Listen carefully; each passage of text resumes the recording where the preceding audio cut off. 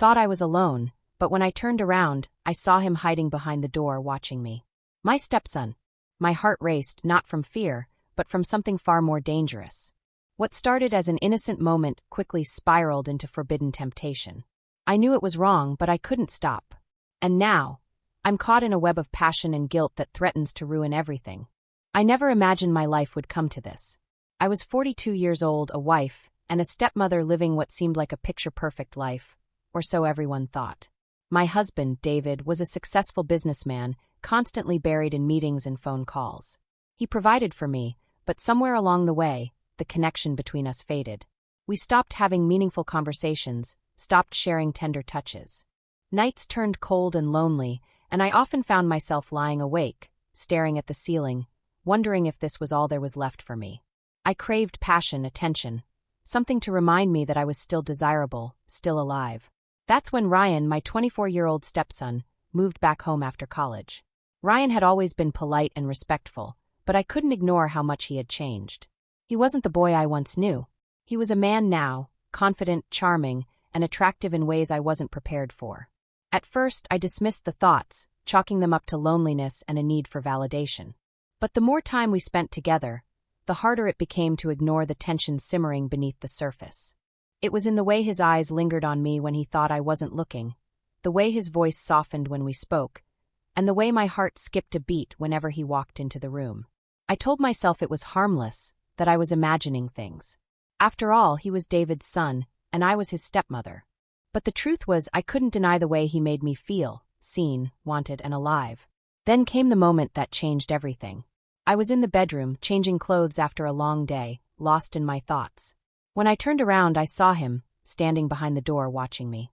Our eyes locked, and for a split second, time froze. He didn't look away. And neither did I. That moment should have been a warning, a sign to stop before it went too far. But instead, it was the spark that lit a fire I couldn't control. After that moment behind the door, everything changed. Ryan tried to apologize, stumbling over his words as he backed away, but the look in his eyes told me the truth. He didn't regret seeing me. And deep down, I didn't regret being seen. I told myself it was nothing, a fleeting moment of awkwardness. But the tension between us only grew stronger. The next morning, I avoided him at breakfast, but I could feel his eyes on me. Every glance lingered a second too long, and every interaction felt heavier than it should have. I caught myself checking my reflection in the mirror before stepping out of my room, wondering if he'd notice what I was wearing. And he did. Later that day, I was folding laundry in the living room when Ryan walked in. He leaned casually against the doorframe, but his eyes gave him away, dark, searching, full of something I couldn't name. "Do you need help?" he asked, his voice lower than usual. I swallowed hard and shook my head. "No, I'm fine." But he didn't leave. Instead, he stepped closer, picking up a shirt and pretending to fold it. "I feel like I made things weird yesterday," he said, his voice quieter now. I forced a smile. "It was just an accident. Let's forget about it." But Ryan didn't look convinced. "Was it?" His words hung in the air, and my pulse quickened.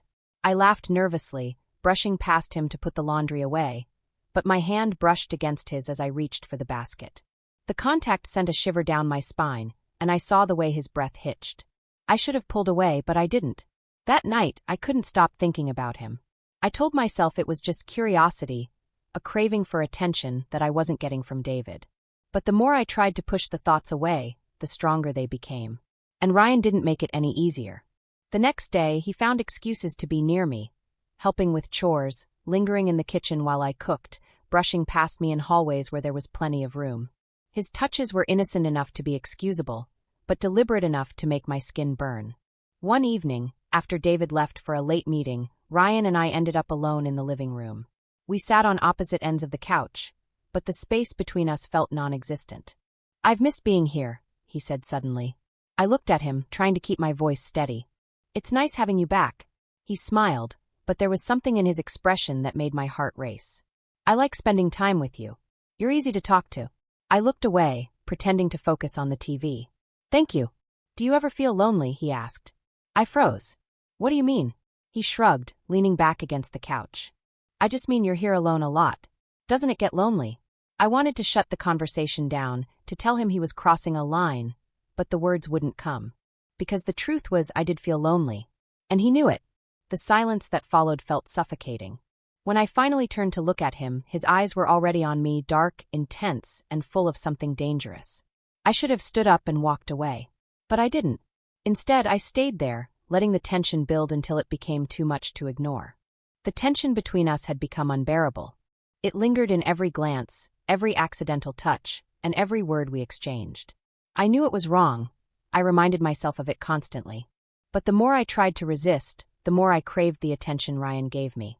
One evening, when David left for yet another business trip, Ryan and I were left alone in the house. The silence felt heavier than usual, as if it carried all the unspoken words we'd been avoiding. I decided to take a long bath to clear my head. The warm water and scented candles were supposed to relax me, but all I could think about was Ryan, his eyes, his voice, the way he looked at me like no one had in years. I was lost in thought when I heard a soft knock at the bathroom door. My heart skipped a beat. "Sarah." Ryan's voice was low, uncertain. I quickly wrapped a towel around myself and opened the door just enough to see him standing there. "What is it?" I wanted to check on you," he said, his eyes flickering downward before snapping back up to meet mine. "I'm fine," I said, my voice shaky. But he didn't leave. Instead, he stepped closer, his eyes searching mine. "You don't seem fine." Before I could stop myself, I opened the door wider, letting him in. The air between us felt electric, charged with something we could no longer ignore. "Ryan, we shouldn't." "I know," he interrupted, stepping closer. "But I can't stop thinking about you." My breath hitched, and I felt my resolve crumbling. "We can't do this," I whispered, but even as I said it, my body betrayed me. Ryan reached out, his hand brushing my cheek, and I leaned into his touch. "Then tell me to leave," he said softly. I couldn't. Instead, I let him kiss me. The first touch of his lips sent a shockwave through me, igniting something I hadn't felt in years. I melted into him, my towel slipping slightly as his hands found my waist. "This is wrong," I whispered against his lips. "Then stop me," he said, pulling me closer. But I didn't stop him. We stumbled toward the bed, the weight of our emotions pushing us further than either of us had planned. His touch was desperate, hungry, but gentle at the same time. It made me feel alive in a way I hadn't felt in so long.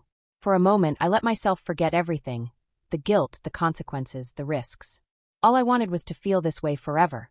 But then the reality of what we were doing hit me. I pulled away, breathless and trembling.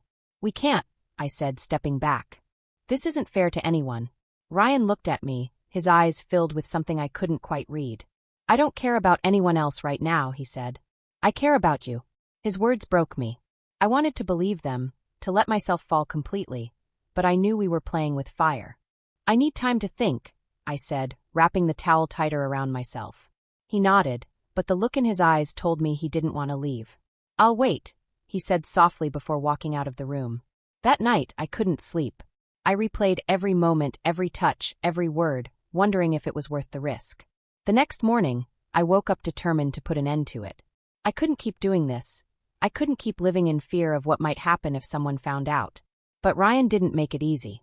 He cornered me in the kitchen later that day, his eyes filled with longing. "You can't ignore this," he said.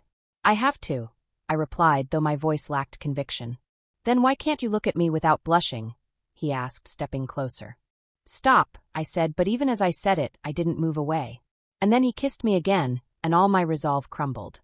The days that followed were a blur of stolen moments, kisses in the hallway, whispered words late at night, and touches that left me breathless.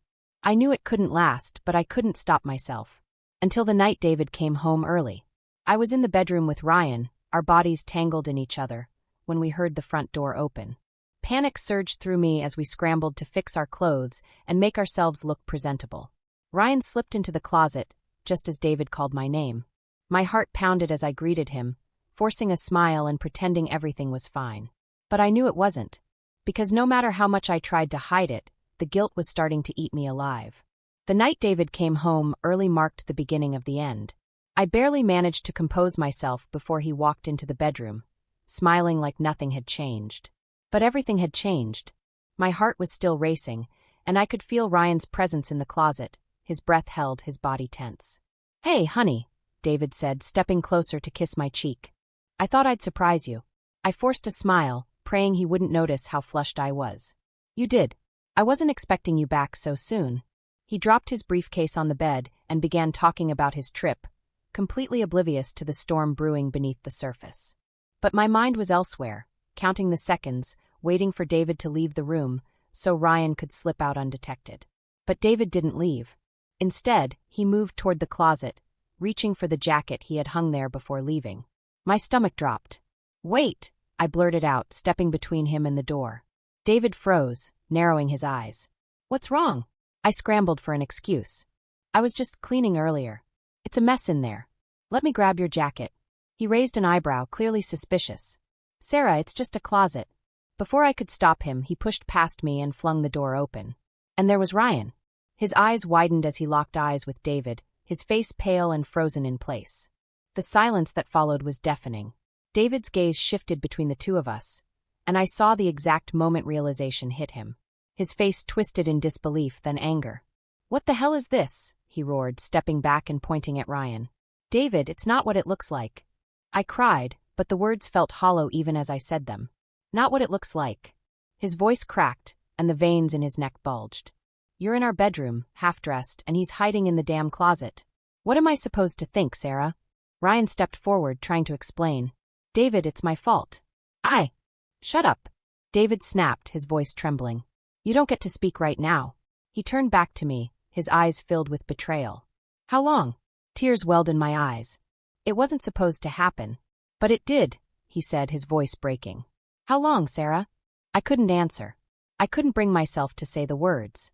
David's hands balled into fists, and for a moment, I thought he might hit Ryan. But instead, he turned and stormed out of the room, slamming the door behind him. The sound echoed through the house, leaving a suffocating silence in its wake.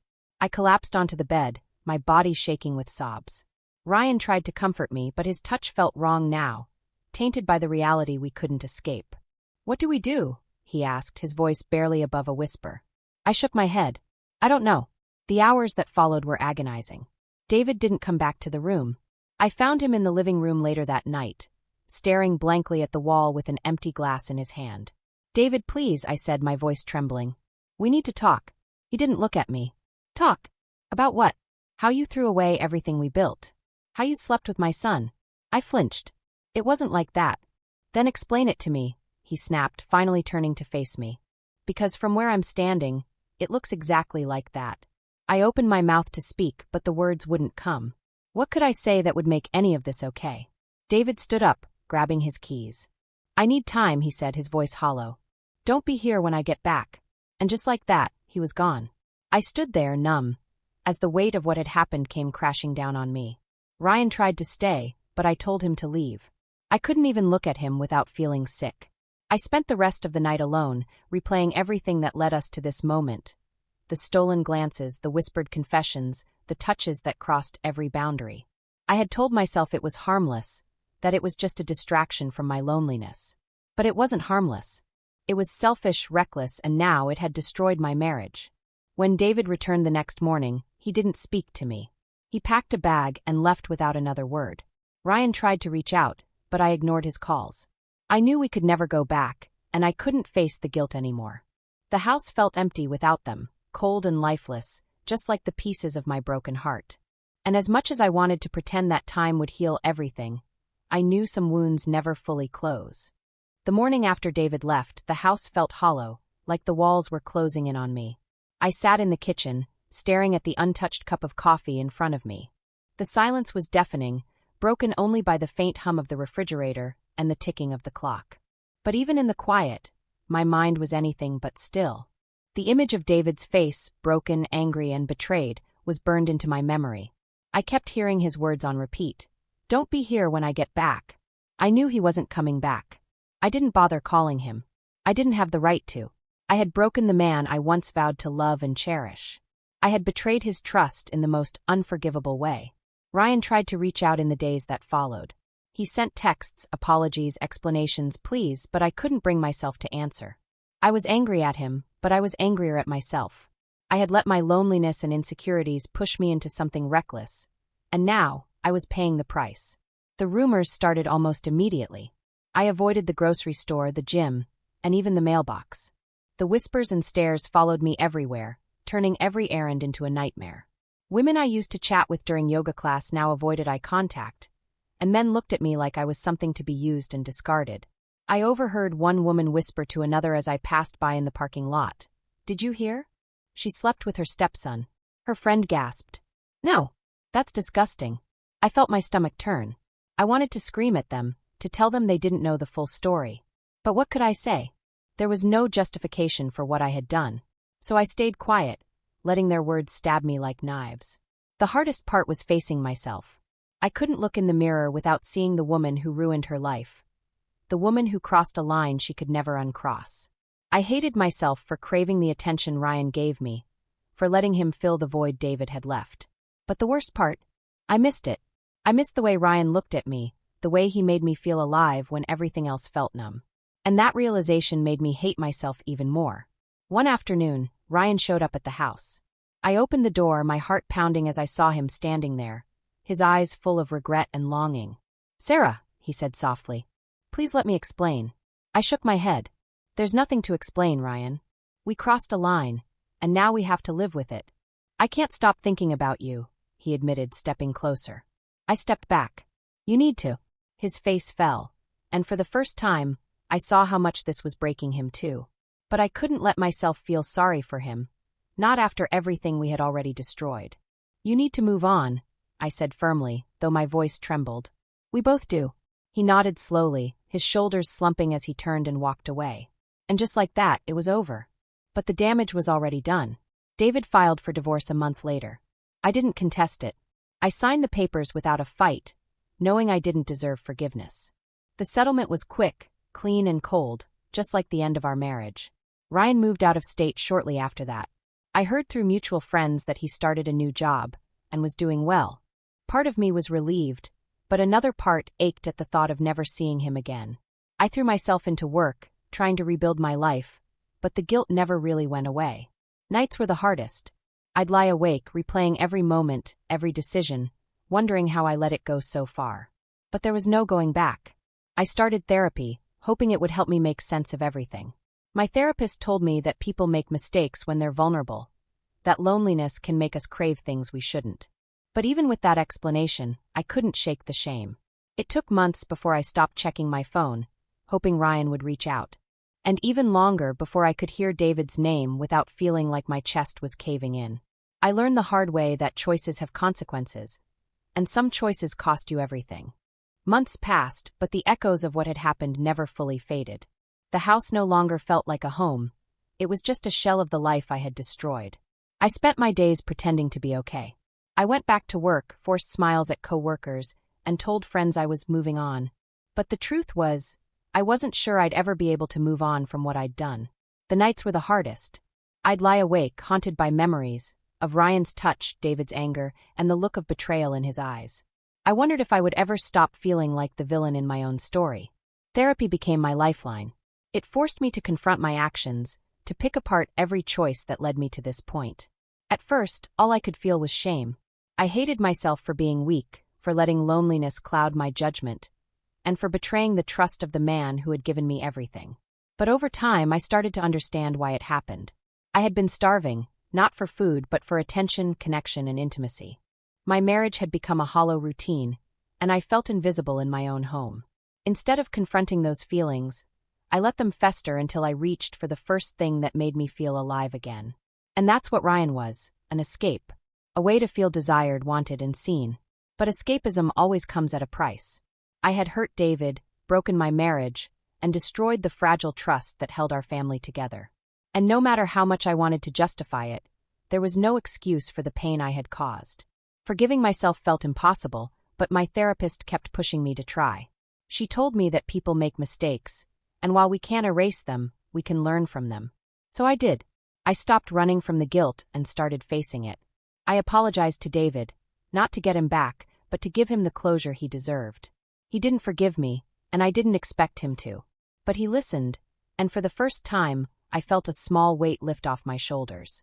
As for Ryan, I never saw him again. Part of me still wondered if he ever thought about me, if he regretted what happened or missed it the way I sometimes did. But I knew it didn't matter. That chapter of my life was closed, and reopening it would only cause more damage. Instead, I focused on rebuilding myself. I learned to be alone without feeling lonely.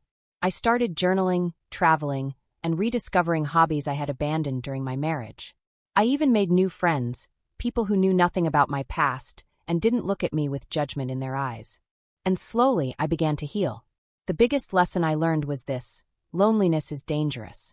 It can make you crave things you know are wrong and push you to cross lines you never thought you would. But loneliness isn't an excuse. It's a warning sign, a signal that something in your life needs to change before it's too late. If I had faced my unhappiness earlier, talked to David, gone to therapy, or asked for help, I might have saved my marriage. Or at the very least, I might have saved myself from making the biggest mistake of my life. Now I live with the consequences of my choices. I don't know if I'll ever fully forgive myself, but I've accepted what happened. I've stopped punishing myself and started focusing on the future. A future where I'm stronger, wiser, and more careful with my heart. Because love, no matter how tempting, should never come at the cost of your integrity. What would you have done in her place? Was it loneliness, temptation, or something deeper? Share your thoughts in the comments below. I'm curious to hear your perspective. Don't forget to like this video, subscribe to the channel, and hit the notification bell so you never miss another shocking and emotional story like this one. Trust me, the next story will leave you speechless. Stay tuned.